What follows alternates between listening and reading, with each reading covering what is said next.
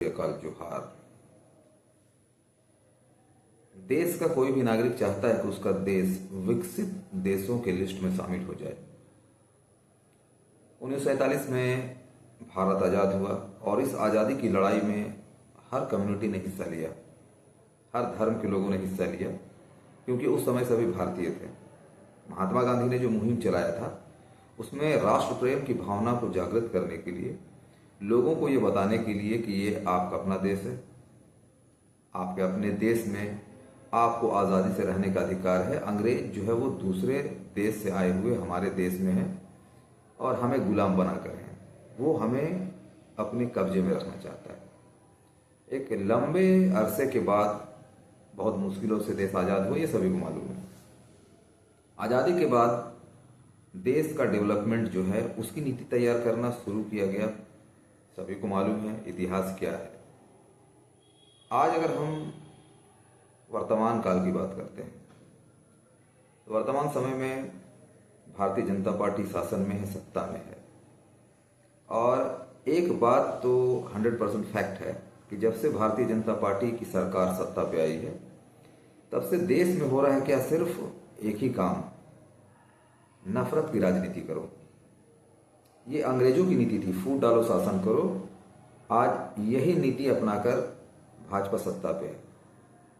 उसकी जो नीति है उसमें यह है कि चाहे वो चुनाव आयोग हो या फिर सुप्रीम कोर्ट क्यों ना हो,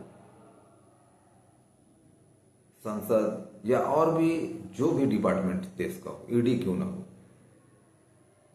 सरकार चाहती है कि वो मेरे इशारे पे काम करे।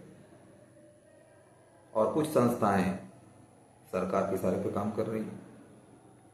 अभी एक और संस्था जो है सरकार के इशारे पे काम करना शुरू कर दी है, और वो संस्था है सेंसर बोर्ड, जहां से फिल्म जब बनाई जाती है तो उसे प्रमाणित किया जाता है और उसे चलाने का परमिशन दिया जाता है।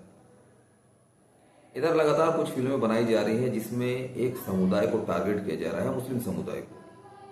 उसकी अच्छाई पे कभी बात नहीं की जाती है, हमेशा मुस्लिम समुदाय के बुरे पक्ष को सामने रखा जाता है। अभी लगातार जो फिल्में रिलीज की गई है, चाहे केरला फाइल हो और भी कुछ फिल्में, उससे पहले विवादास्पद फिल्में थी।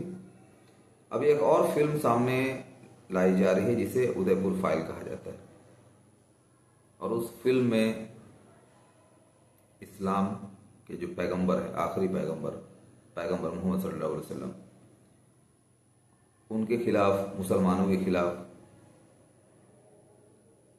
गलत कमेंट किए गए और उसे पेश किया जा रहा है ताकि देश में हिंदू मुस्लिम एकता तार तार हो जाए। ऐसे भी नफरत का माहौल जिस तरह से फैलाया गया है, हर जगह आए दिन देखने को मिलता है कि लोगों को शक्ल देखकर उसे प्रताड़ित किया जाता है। लगातार जिस तरह के मामलात आए हैं उसमें देखा गया है कि जो खोमचे ठेले वाले हैं उनको भी कहा गया है कि तुम अपना नेम प्लेट लगाओ। उत्तराखंड में तो डायरेक्ट जो है वो कहा गया है कि तुम यहां से खाली करो, यानी मुस्लिम कम्युनिटी को डायरेक्ट कहा गया है कि तुम यहां से खाली करके चले जाओ। संविधान के हिसाब से अगर देखा जाए तो हर धर्म, हर जाति को समान अधिकार दिया गया है। हर देश में माइनॉरिटी का एक कानून होता है जिसमें माइनॉरिटी को सुरक्षा प्रदान करने के लिए सरकार अलग से नीति तय करती है, लेकिन यहां पर जस्ट उल्टा है। लोगों से मैं ये कहना चाहूंगा कि जिस तरह से माहौल बनाया जा रहा है, ये माहौल बनाने का बस एक ही मकसद है, लोगों को आपस में उलझा के रखना और सत्ता हथियाए रखना। और यही वजह है कि हमारा देश जहां होना चाहिए विकसित देशों की लिस्ट में, वहां हम नहीं हैं। आज भी हम संघर्ष कर रहे हैं विकसित होने के लिए। हम विकास मार्ग पे जरूर हैं लेकिन विकसित के लिस्ट में नहीं है। ये आम जनता को बात समझ में आनी चाहिए और उसे समझनी चाहिए। आम जनता त्रस्त है महंगाई से, बेरोजगारी से। जितने भी बड़े नेता हैं उनके बच्चे विदेशों में पढ़ाई करते हैं, अच्छे अच्छे पोस्ट में होते हैं, उनको यूं ही मिल जाया करता है विरासत में। दंगा जब होता है तो जितने भी आम लोग हैं जो निम्न और मध्यम वर्गीय हैं वो रोड में नजर आते हैं। उन्हीं की मौत होती है, उन्हीं को नुकसान होता है। लेकिन फिर भी आम जनता जो है, जो मध्यम वर्गीय निम्न वर्गीय, इन चीज़ों को समझने में अब तक असफल रहे हैं और यही कारण है कि लगातार बरगलाया जाता है और लोग उनकी बातों पे अमल करते हैं और इस तरह का माहौल जो है पनपता है। अगर हम एक जुलूस निकाल कर मंदिरों के सामने, मस्जिदों के सामने